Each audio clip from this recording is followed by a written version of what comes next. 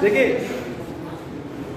दिल्ली सल्तनत काल में जितने भी राजाओं ने शासन संभाला, उन्होंने अपनी युद्ध नीति के तहत साम्राज्यवादी, अधिकतर शासकों ने साम्राज्यवादी नीति अपनाया। अनेक से अनेक युद्धों का विजय भी किया।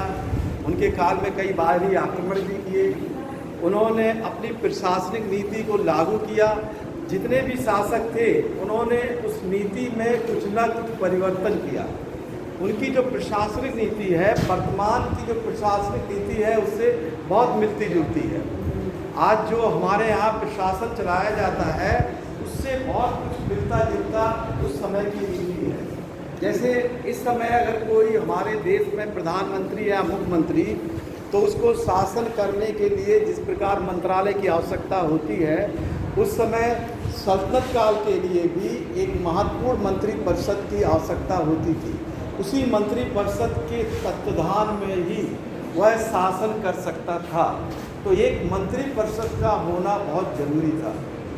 तो सल्तनत काल में भी एक महत्वपूर्ण मंत्रिपरिषद होती थी। मंत्रिपरिषद, उस मंत्रिपरिषद को कहते थे मजलिस-ए-खलवत।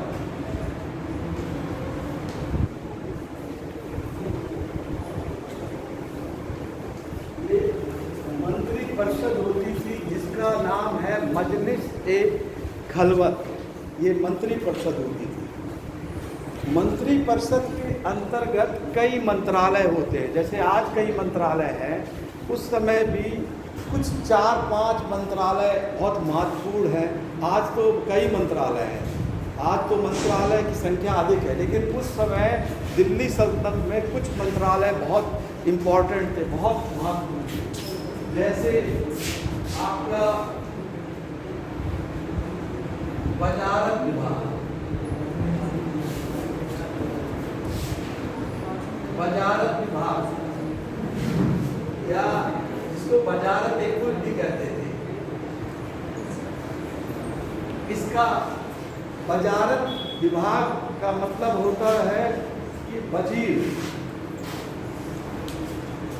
वजारत का जो प्रधान होता था वो वजीर या प्रधानमंत्री कहलाता था। वजीर उस समय हमने प्राचीन इतिहास में कहा था कि प्रधानमंत्री होते थे।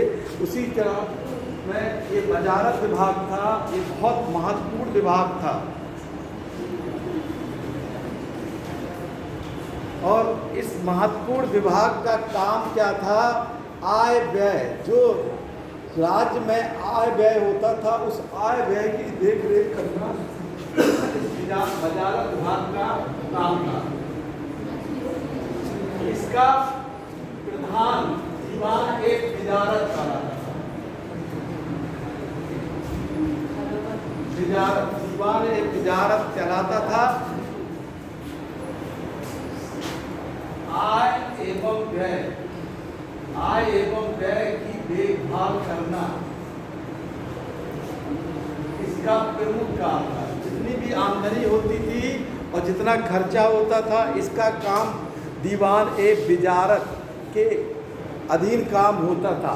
इसकी सहायता के लिए कई और भी पद बनाए गए थे।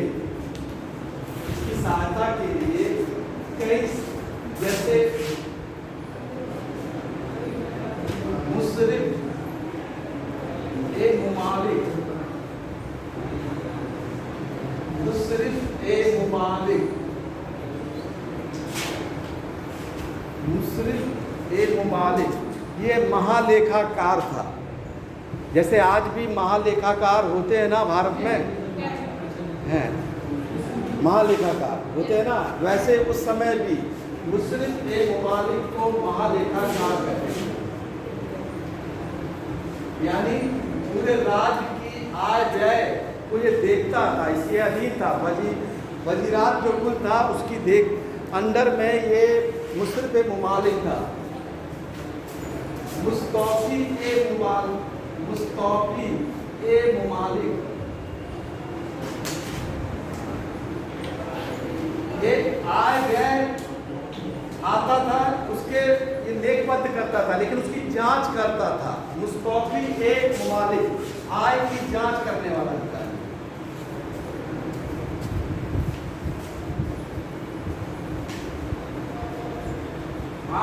जांच करने वाला ये अधिकारी था मुस्तौफी ए मुमालिक। ये आय की जांच करता था, ये वजीर के अधीन ये काम करता था।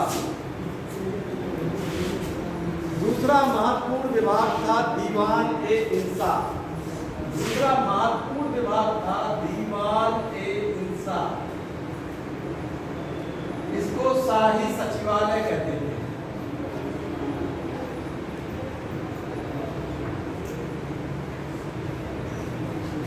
देखिए आज भी सचिवालय है, हमारे देश में भी सचिवालय है। वास्तव में हमारे देश में जो प्रशासन चलता है वो सचिवालय में से ही चलता है। ऐसे उस समय सल्तनत काल में भी सचिवालय होता था, शाही सचिवालय। उस समय और इस समय सचिवालय पूर्ण रूप से प्रशासन के रूप में नियंत्रण करता है। उस समय सचिवालय का कार्य बड़ा था। ये पहला पत्राचार का काम करता था। पत्राचार का काम, राजा के आदेश, शासक के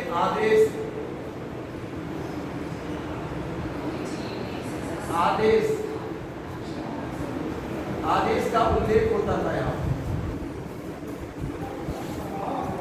उल्लेख होता था यहाँ। जैसे आजकल सचिवालय में आईएएस ऑफिसर सचिव होते थे, उस समय दबीर होते थे। दबीर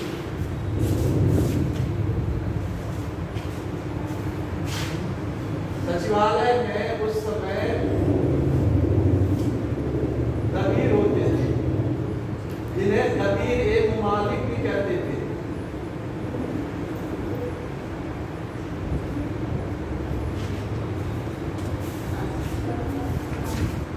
शाही सचिवालय पत्राचार का शासक के आदेश का उल्लेख, शासक के आदेश यानी जो आदेश का पत्र बनता था उसका पत्र यहीं से तैयार होता था, सचिवालय से ही। किसी के लिए यानी विदेश के लिए अगर मान लीजिए कोई पत्र निर्गत होता है तो यही सचिवालय ही क्या कहते हैं यानी दीवान इंसा के माध्यम से ही ये पत्र जो है जारी होता था। और सचिवालय के जो अधिकारी थे उनको दबीर कहते थे या दबीर ए मुमालिक भी कहते थे। ये दूसरा महत्वपूर्ण विभाग था। तीसरा महत्वपूर्ण सैन्य विभाग था दीवान ए अर्ज। ये सैन्य विभाग था।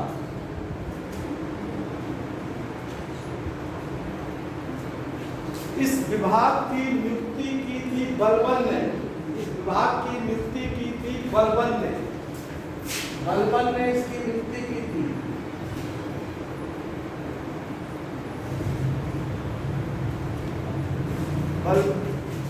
अलाउद्दीन खिलजी जब शासक बना था तो उसने स्थायी सेना रखने का नियम मालूम किया था। देखिए सैन्य विभाग स्थायी सेना रखना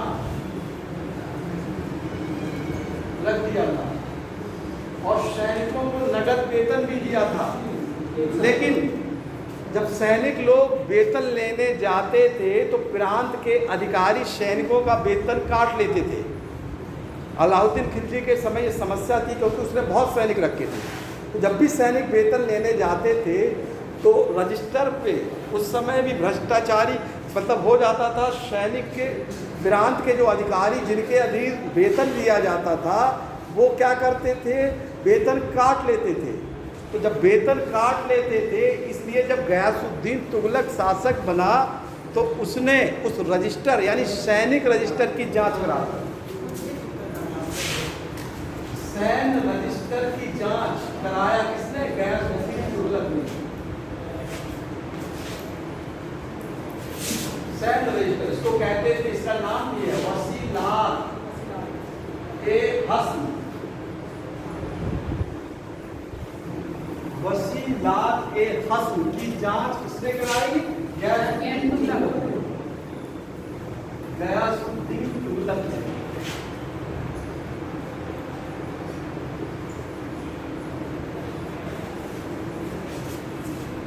सेना दो प्रकार की होती थी, जैसे केंद्रीय सेना और प्रांत की सेना अलग होती थी।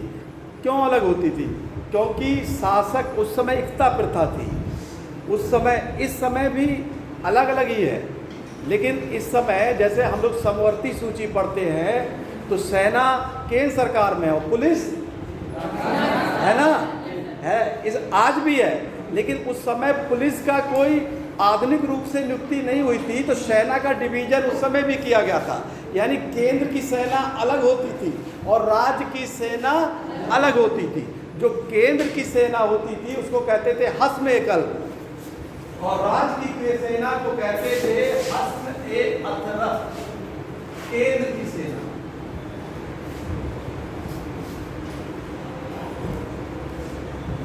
हस्म एकल, राज्य की सेना हस्म ए अतरफ।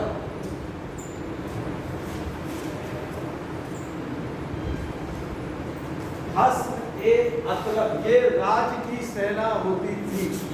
सेना जैसे आज भी सेना के अधिकारियों का डिवीज़न हुआ है कि पहले क्या कहते हैं जनरल होते हैं, फिर लेफ्टिनेंट जनरल होते हैं, फिर इसी तरह का मेजर, इस तरह बटा हुआ है। तो उस समय भी सेना को बांटा गया था।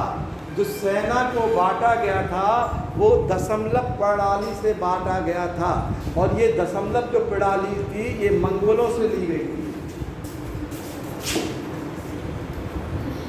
सेना का विभाजन दशमलव, मंगोलों की दशमलव प्रणाली, मंगोलों की दशमलव प्रणाली से लिया गया था।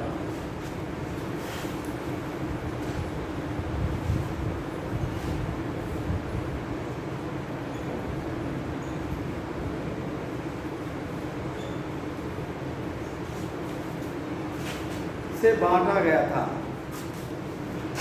सेना का जो सबसे बड़ा अधिकारी था वो था खान। खान के नीचे मलिक, मलिक के नीचे अमीर, अमीर के नीचे सिपाही सलार, सिपाही सलार के नीचे सरखेल। इस तरीके से सेना बड़े को खान, फिर मलिक, फिर अमीर, फिर सिपाही सलार, फिर सरखेल। इस तरीके से सेना के उच्च अधिकारी से लेके निम्न अधिकारी तक को बांटा गया था।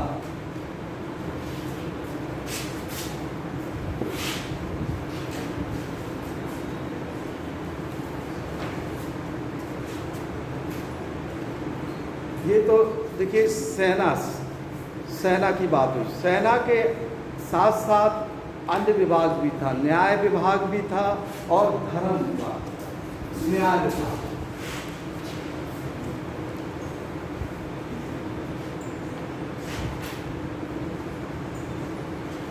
न्याय विभाग को काजी उल कुजात,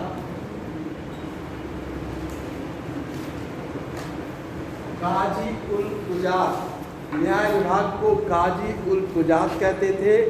इसमें जो न्यायाधीश बैठता था उसको काजी कहते थे, न्यायाधीश को काजी कहते थे।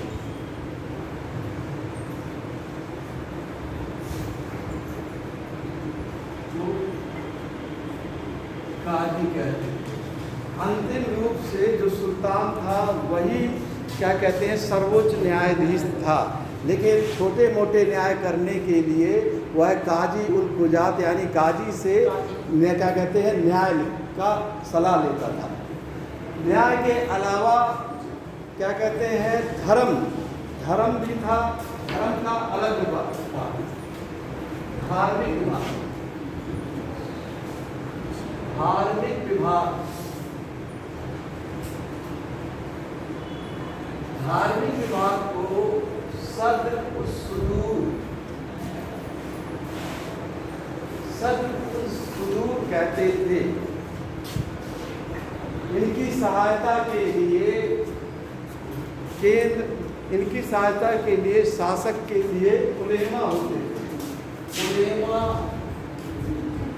और मुफ्ती होते थे जो शासक को सहायता देते थे।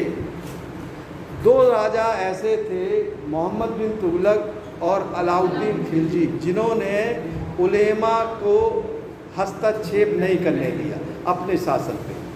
ठीक है, देखिए उलेमा को, खलीफा को हम नहीं कह रहे हैं, उलेमा को नहीं है। खलीफा एक अलग चीज़ थी। उलेमा जो धार्मिक रूप से सलाह देते थे उनको हस्तक्षेप नहीं करने दिया। किसने? एक अलाउद्दीन खिलजी ने और दूसरा मोहम्मद बिन तुगलक। अलाउद्दीन खिलजी और मोहम्मद बिन तुगलक, इन दोनों लोगों ने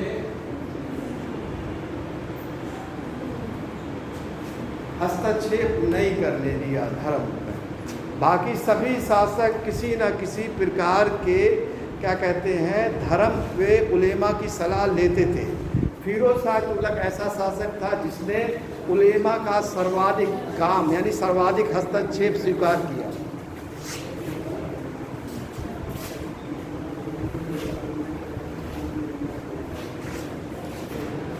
अब आता है अर्थव्यवस्था।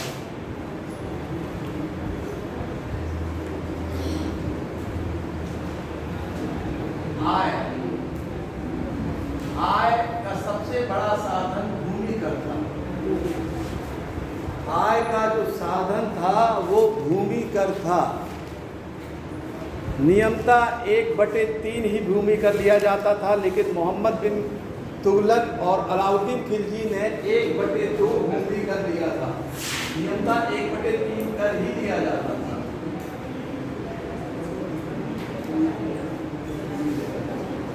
इसी भूमि कर के अंतर्गत व्यवस्था थी एकता व्यवस्था। ये एकता व्यवस्था सैनिकों को वेतन के बदले भूमि देने की प्रथा, ये इसकी शुरुआत की थी इल्तुतमिश ने। लेकिन एकता व्यवस्था, इसको सामंती व्यवस्था को समाप्त करके भारत में एकता व्यवस्था लागू की। लेकिन सामंती व्यवस्था और एकता व्यवस्था में अंतर था। सामंती व्यवस्था में जो सामंत राजा थे वो आनुवांशिक रूप से अपना कहते हैं राज पे शासन करते थे, लेकिन एकता व्यवस्था में जो सैनिक था वो हट जाता था। यानी यहाँ पर आनुवांशिक नहीं था। ये कई बार क्वेश्चन आ चुका था, एकता व्यवस्था आनुवांशिक नहीं थी, स्थानांतरण हुआ था।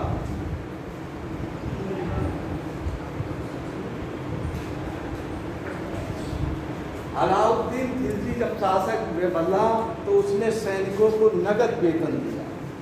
नगद वेतन देने के कारण एकता देने की प्रथा समाप्त हो गई। तो ऐसा माना जाता है कि अलाउद्दीन खिलजी के समय एकता व्यवस्था कुछ दिन के लिए बंद हो गई।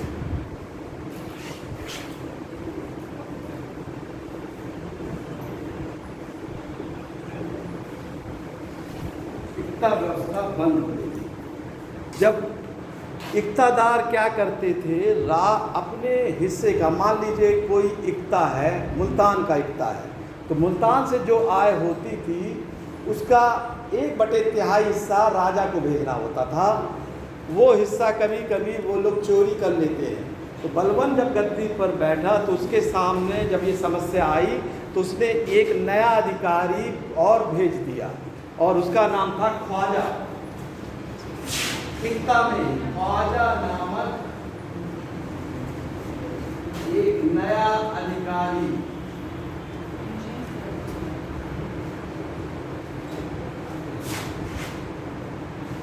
ये बलबन ने नियुक्ति कर दी। ये ख्वाजा क्या करता था, इक्तादार की देखरेख करता था कि इक्तादार कहीं पे जो आय भेजनी होती थी कहीं उसको कम ना कर दे, इसलिए किसकी नियुक्ति कर दिया? ख्वाजा की नियुक्ति कर दिया बलबन ने। और जब मोहम्मद बिन तुगलक गद्दी पर बैठा तो उसने इक्ता के अधिकार ही खत्म कर दिए। उसने अपने द्वारा एक नियुक्त अधिकारी को इक्ता का सारा अधिकार ट्रांसफर कर दिया। उस अधिकारी का नाम था वली अल खराज। वली अल खराज ये मोहम्मद बिन तुगलक ने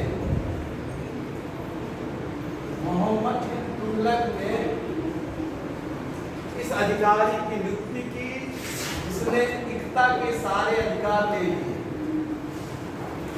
इक्तादार के सारे अधिकार ले लिए। वली उल खराज, सारे अधिकार ले लिए इक्तादार। ये मोहम्मद बिन तुगलक ने नियुक्ति की थी इक्तादार।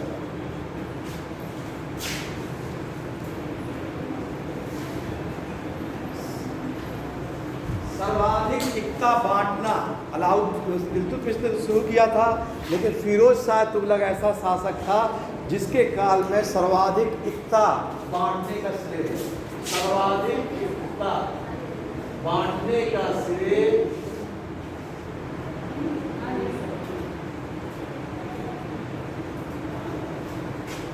फिरोज शाह।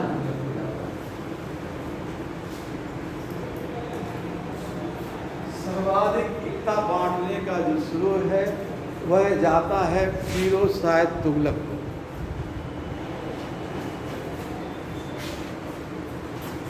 ये तो देखिए इक्ता था। उस समय का प्रशासन और इस समय का प्रशासन बिल्कुल मिलता जुलता है। आज भी जो शब्दावली प्रयोग होती है भारत में, उस समय का जो उपयोग है आज भी प्रयोग होती है। यानी सल्तनत काल और मुगल काल में जो प्रशासनिक शब्दावली का प्रयोग आज भी भारत में वैसे के ही वैसे प्रयोग होता है। तो इनका प्रशासनिक विभाजन कैसा था?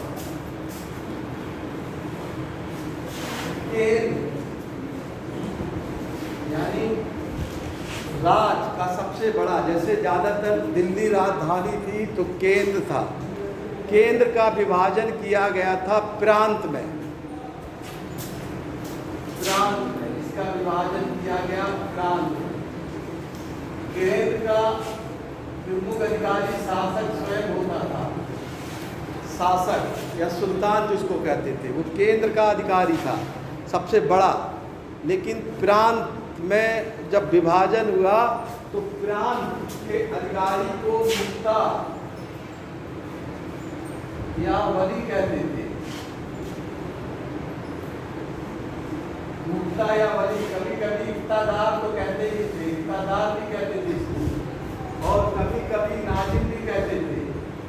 ये चार नाम मिलता है, मुफ्ता, वली, इक्तादार। जैसे आजकल प्रांत में मुख्यमंत्री कहते हैं, वैसे ही उस समय मुफ्ता, वली या इक्तादार, नाजिम, ये प्रांत के प्रमुख अधिकारी कहते थे।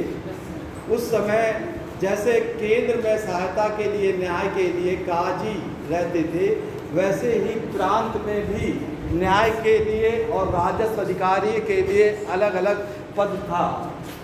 जैसे मुंसिफ प्रांत में था, ये मुंसिफ था। मुंसिफ क्या होता था? न्याय का कार्य करता था।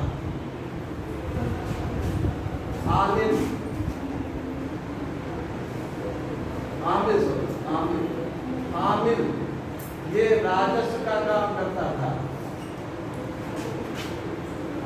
राजस्व का काम। जैसे आजकल एसडीएम, ठीक है, जैसे एसडीएम मत कहिए इनको, प्रांत में आमिल होते थे जो राजस्व का काम करते थे। ये प्रांत की बात करेंगे तो प्रांत में, राज्य में जो वित्त मंत्री होता है उसकी बात हम कर रहे हैं। अब प्रांत का विभाजन होता था जिले में। ये इसको मिटा दें,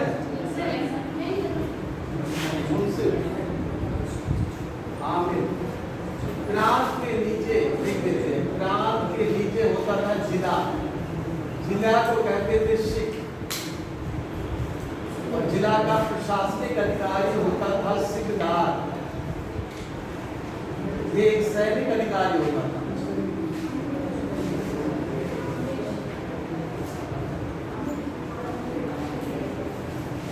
जिला प्रांत से बटा था सीधे जिला में, जिला को सिख बोला जाता था, और जिला का जो कार्य करता था उसको बोला जाता था सिकदार।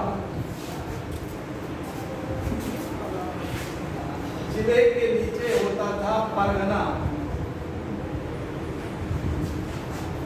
जिले के नीचे होता था परगना। नहीं है, ठीक है। परगना आज भी है, परगना। और ये सॉरी, इसको आप हमें लगा ये गलती हो गया, इसको आप यहाँ लिखिएगा, गलती हो गई। और परगना में ही मुंसिफ होता था, देखिए आपने गलत किया। परगना में ही मुंसिफ होता है, उसको आप और काट लीजिएगा। मुंसिफ और क्या कहते हैं, आमिर, ये परगना में होता था। मुंसिफ न्याय अधिकारी और ये राजस्व अधिकारी, ये परगना में आज भी होते हैं, ठीक है। एसडीएम परगना का अधिकारी, देखिए राजस्व अधिकारी होता था। वो उस समय की जो प्रथा थी जो आज भी चली आ रही है, तो परगना अधिकारी उसकी बोलते हैं आज भी।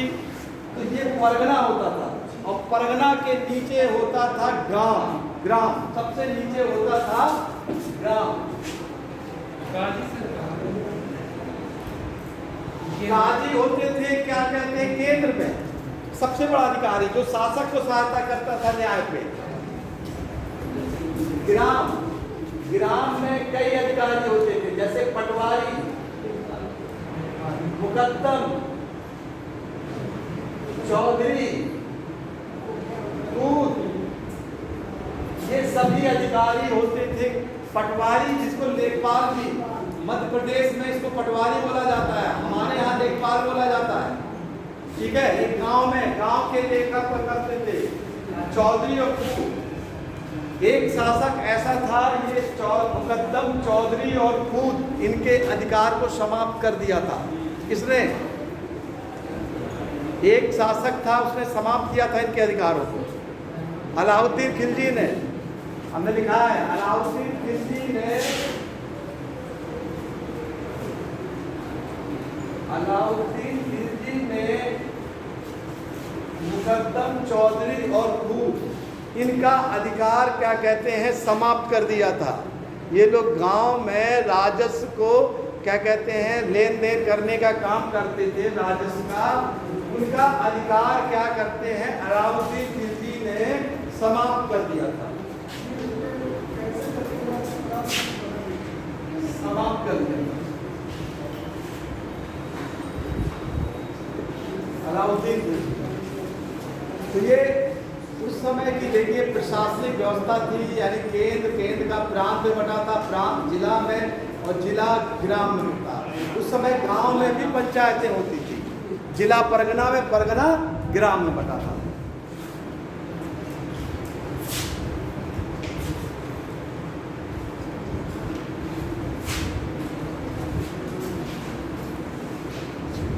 देखिए सल्तनतकालीन अर्थव्यवस्था,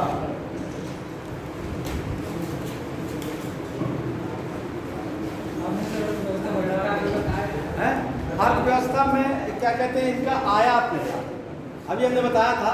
अब अर्थव्यवस्था में आपको ये बताना पड़ेगा, जैसे उस समय पश्चिम में बंदरगाह थे बड़े बड़े, जैसे भेरी कहा जाता, तो इस समय भी प्रमुख बंदरगाह थे। इस समय का बहुत प्रमुख बंदरगाह देवल था, अंतरराष्ट्रीय बंदरगाह देवल, अंतरराष्ट्रीय बंदरगाह देवल, अंतरराष्ट्रीय बंदरगाह था देवल।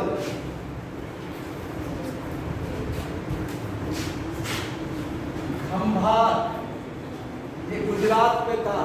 यहाँ भी विदेशी व्यापार, यहाँ पे रेशम लेने के लिए विदेशी व्यापारी खंभात आते थे। अलाउद्दीन खिलजी ने क्या किया कि रेशम, खंभात में पूरे रेशम का व्यापार अपने नियंत्रण में ले लिया। खंभात में विदेशी व्यापारी रेशम, हाँ, विदेशी व्यापारी रेशम का व्यापार करते थे। अलाउद्दीन खिलजी ने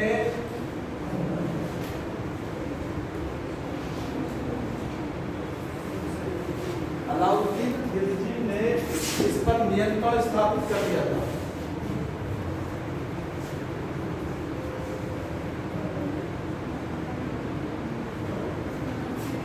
स्थापित कर लिया था खंभात। इसके अलावा देवगिरी, यहाँ पे देवगिरी में रत्नों का व्यापार होता था। रत्न का व्यापार होता था। देवगिरी में,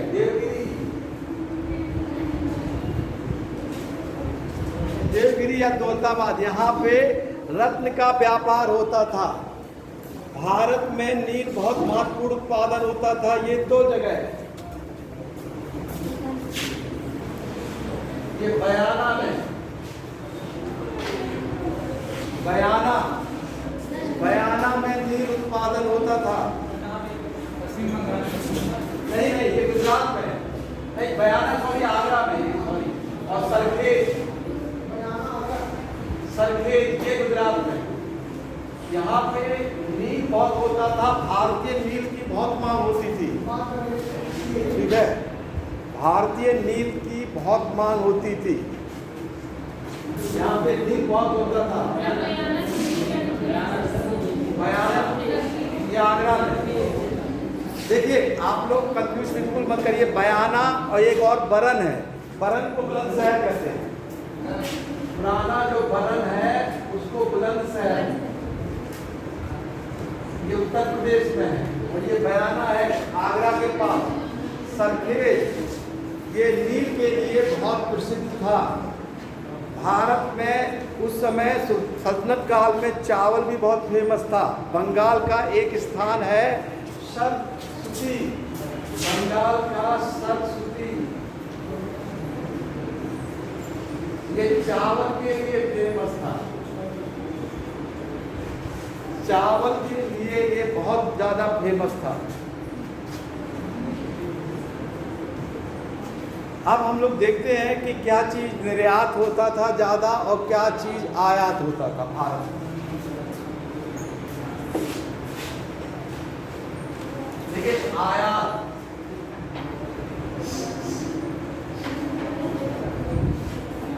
भारत में देखिए उस समय सल्तनत काल में सबसे ज्यादा आयात की वस्तु की क्या थी? घोड़ा।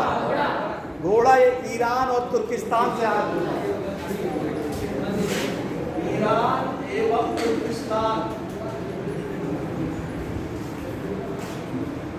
यहाँ से एक घोड़े आयात होता था। शराब भी आयात होता था, शराब आयात होता था, ठीक है, शराब भी आयात होता था और घोड़ा भी आयात होता था। भारत से जो निर्यात होने वाली प्रमुख वस्तुएं थी, कपड़ा लेके निर्यात होता था, चावल, ठीक है, चावल निर्यात होता था, हाँ नील, औषधि यानी दवाइयाँ बहुत ज्यादा निर्यात होती, मसाले भी निर्यात होते थे। ये भारत से निर्यात होते रहते थे। भारत में एक चीज और, दास भी बहुत आयात होता था। दास का भी आयात होता था मिस्र और अदन से। मिस्र एवं अदन, यहाँ से दास का आयात बड़ी मात्रा में होता था, मिस्र और अदन से दास। लेकिन एक ऐसा शासक था जिसने दास के निर्यात भी होता था, निर्यात पर रोक लगा दी।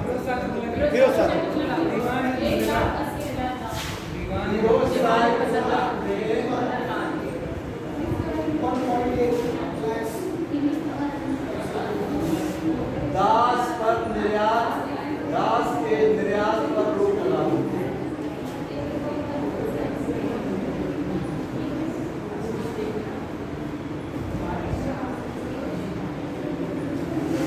दास के निर्यात पर फिरोज शाह तुगलक ने रोक लगा दी। तो ये आपका देखिए आयात होता था और निर्यात, ये अर्थव्यवस्था का थी। अर्थव्यवस्था की एक और महत्वपूर्ण चीज है सिक्का। सिक्के के बारे में भी आपको बता दें, हमने कुछ बताया तो है, लेकिन सिक्के के बारे में बता दें। शुरू में जब मोहम्मद गजनबी और मोहम्मद गौरी भारत में आक्रमण करने के लिए आया तो यहाँ पे जो सिक्के चलते थे उन्हीं के तरह सिक्के उसने चलाए। वो सिक्के चलते थे दहली वाल के नाम पे, ठीक है, दहली वाल के नाम पे ये सिक्के चलते थे। तो इसी के नाम से ही ये सिक्के चलाए। महमूद गजनबी ने जो सिक्का चलाया वो संस्कृत का नाम लिखा हुआ और मोहम्मद गौरी ने देवनागरी लिपि में सिक्का चलाया। लेकिन सुव्यवस्थित सिक्के चलाने का श्रेय जाता है इल्तुतमिश को। उसने क्या किया, अरबी नाम से सिक्का चलाया, उसके अरबी नाम से सिक्का चलाया और टकसाल लिखने की शुरुआत की सिक्के।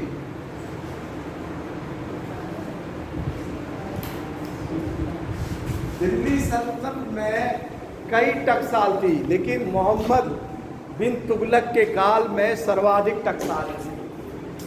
मोहम्मद बिन तुगलक के काल में सर्वाधिक टकसाल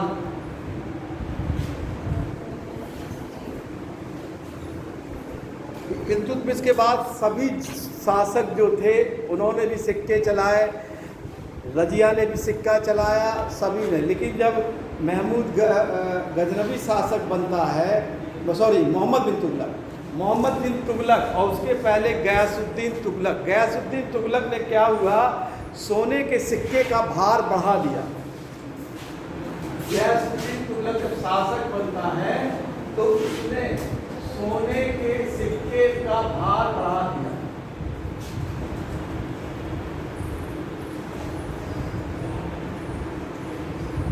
शुरुआत की बढ़ा, यानी इसकी शुरुआत की गयासुद्दीन तुगलक।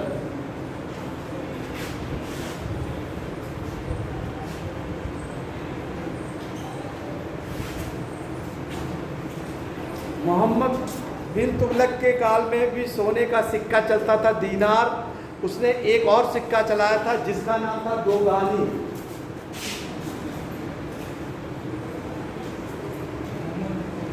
मोहम्मद बिन तुगलक दोगानी नाम से, मोहम्मद बिन तुगलक, ये दोगानी नामक सिक्का मोहम्मद बिन तुगलक ने चलाया। मोहम्मद बिन तुगलक ये मिश्रित सिक्का था, चांदी का से मिश्रित सिक्का था ये। मोहम्मद बिन तुगलक ने जब अपनी राजधानी बदली दिल्ली से दौलताबाद या देवगिरी, तब भी उसने एक नया सिक्का चलाया जिसको कहते थे जिस।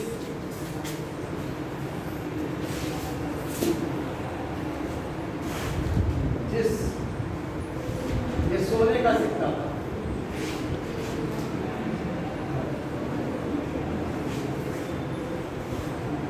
सोने का सिक्का था जिसके को मोहम्मद बिन तुगलक ने चलाया था जब राजधानी। आगे चल के सभी शासकों ने तांबे या पीतल के सिक्के चलाए, सोने के सिक्के चलाए। जब लोधी वंश का शासक बहलोल लोधी बना तो उसने अपने नाम का सिक्का चलाया, बहलोल नाम का।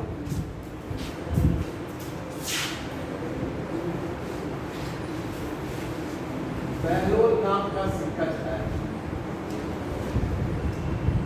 जो अकबर के काल तक चलता, उत्तर भारत में अकबर के काल तक चला।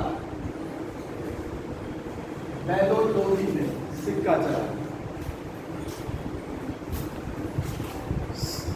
सभी शासकों ने सिक्के पर किसी ने खलीफा का नाम अंकित किया, किसी ने खलीफा का नायब अंकित किया।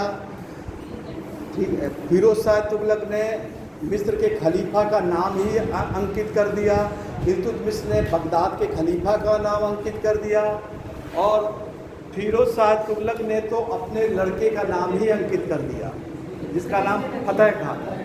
ठीक है, तैमूर वंश का नाम भी अंकित, सैयद वंश के शासक ने तो तैमूर का नाम और उसके लड़के शाहरुख का नाम भी अंकित कर दिया है।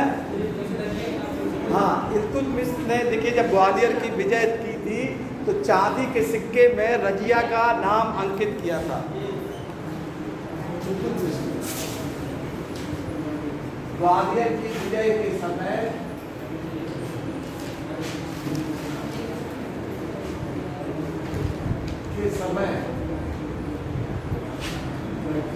चांदी का सिक्का चलाया था जिसमें रजिया का नाम अंकित था।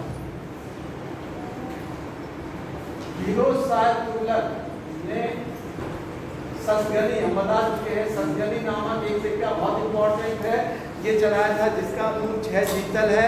उसने 2 और सिक्के अद और बिग, सॉरी अद सिक्का जो चलाया था वो तांबे का, और बिग नामक सिक्का चलाया था वो चांदी का सिक्का था।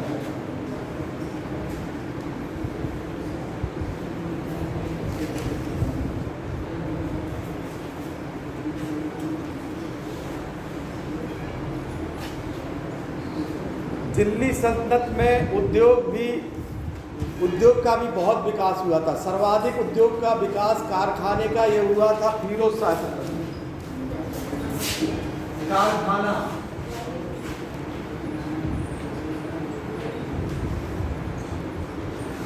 कारखाना यानी जहां पर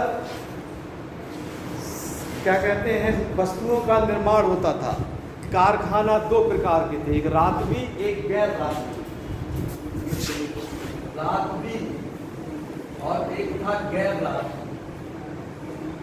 रातवी वो कारखाना था जहां के कर्मचारियों को नगद वेतन मिलता था। कर्मचारियों को नगद वेतन मिलता था।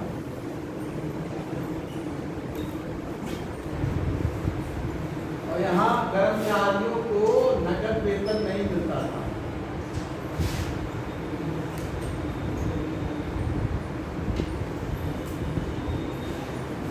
कारखाना का एक अधिकारी भी होता था, प्रमुख अधिकारी, उसको कहते थे मुतस्सरिफ। कारखाने का मुख्य अधिकारी जिसको कहते थे मुतस्सरिफ।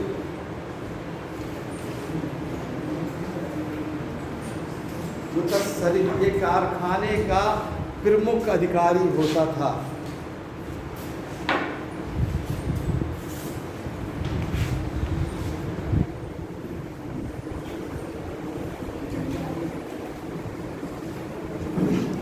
देखिए शिक्षा और साहित्य, साहित्य में कई इतिहासकारों ने लिखा, लेकिन शिक्षा यहाँ पर मदरसा और मकतब 2 जगह होती थी। मदरसा में उच्च शिक्षा दी जाती थी, मकतब में प्रारंभिक शिक्षा दी जाती थी। मदरसा में उच्च शिक्षा दी जाती थी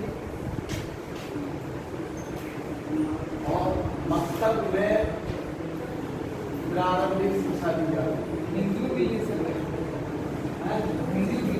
हाँ, हिंदुओं के लिए भी विद्यालय थे, हिंदुओं के लिए पाठशालाएं थे, जैसे बनारस था, उज्जैन था, यहाँ पर क्या कहते हैं हिंदू भी पढ़ते थे। मदरसा और मकतब था। दिल्ली सल्तनत में फिरोज शाह तुगलक ऐसा था जिसने अपने शिक्षा के विषय में व्यावसायिक शिक्षा शुरू किया। फिरोज शाह तुगलक ऐसा शासक था जिसने व्यावसायिक शिक्षा को पाठ्यक्रम में जोड़ा।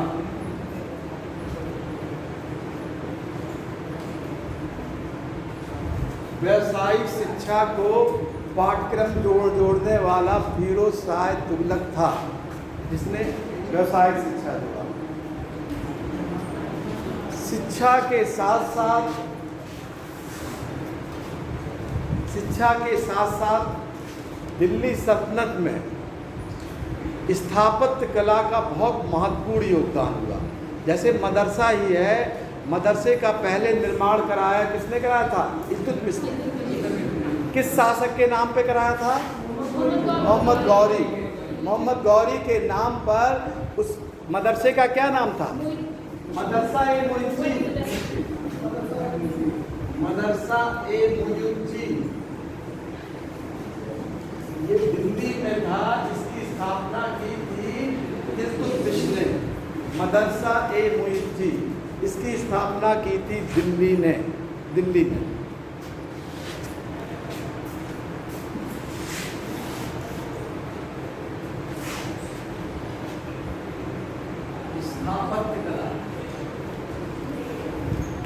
स्थापत्य कला और इसके साथ ही साथ सल्तनत काल में कुछ नया शुरुआत हुआ था।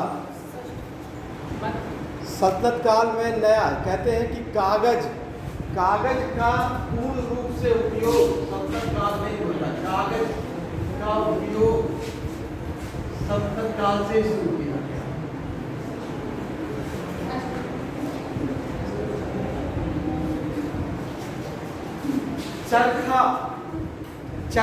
चरखा प्रणाली का शुरुआत सल्तनत काल से ही होता है। प्राचीन इतिहास में हमको चरखा का उल्लेख नहीं मिलता है। इसामी जो फिरोज शाह तुगलक के शासनकाल और मोहम्मद बिन के तुगलक के काल में भी था, उसने अपनी किताब में पहली बार चरखे के उल्लेख का किया है। इसामी ने अपनी पुस्तक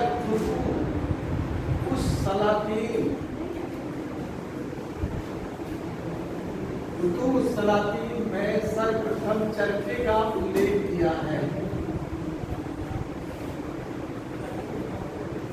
चरखे का उल्लेख किया है सर्वप्रथम, यानी दिल्ली सल्तनत काल में सर्वप्रथम चरखे का उल्लेख की शुरुआत होती है।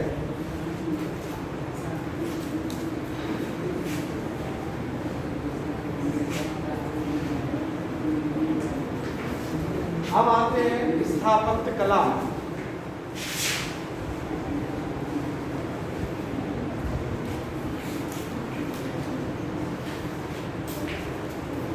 दिल्ली सल्तनत काल में जितनी भी इमारत बनी है, उस इमारत में हिंदू और इस्लामी दोनों शैलियों का प्रयोग हुआ है।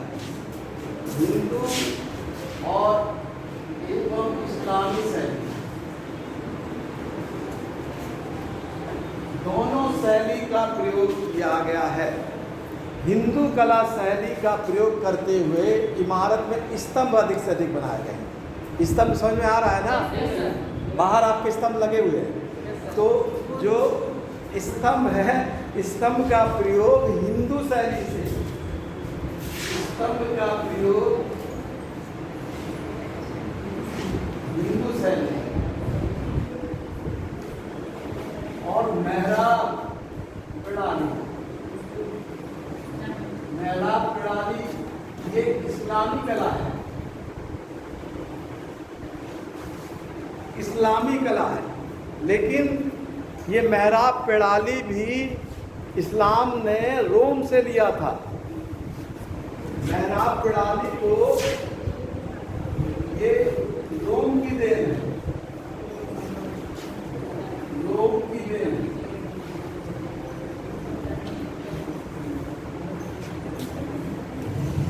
जो इमारतें बनती थी, उस इमारतें में कुरान और आयतें, ये क्या कहते हैं, उन इमारतों में आयतें और कलमा खुदवाना क्या कहते हैं, कई इमारतों में मिलता था।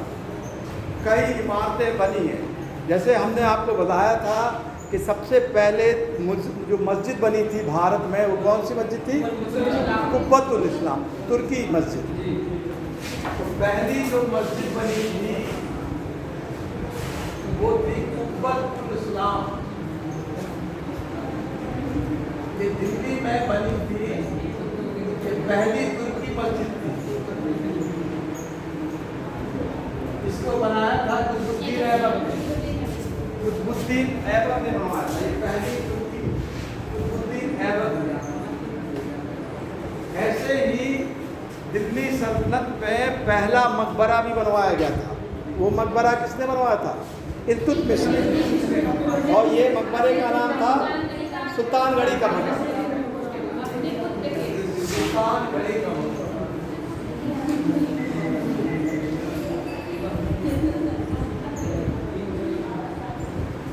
ये भारत में बना हुआ पहला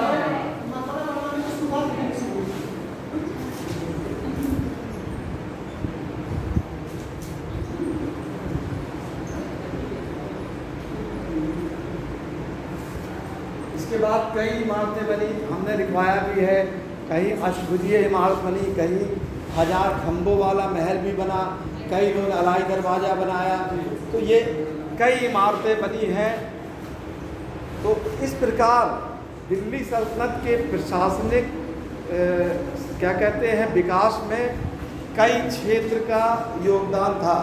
ठीक है, उनका योगदान आपका प्रशासनिक क्षेत्र में भी था, सामाजिक क्षेत्र, साहित्य में भी विकास था, कला में भी सर्वाधिक विकास था। और अलग अलग शासकों ने अपने अपने तरीके से अपना अपना योगदान दिया। तो ये था आपका दिल्ली सल्तनत का इतिहास। इसको बंद करते हैं।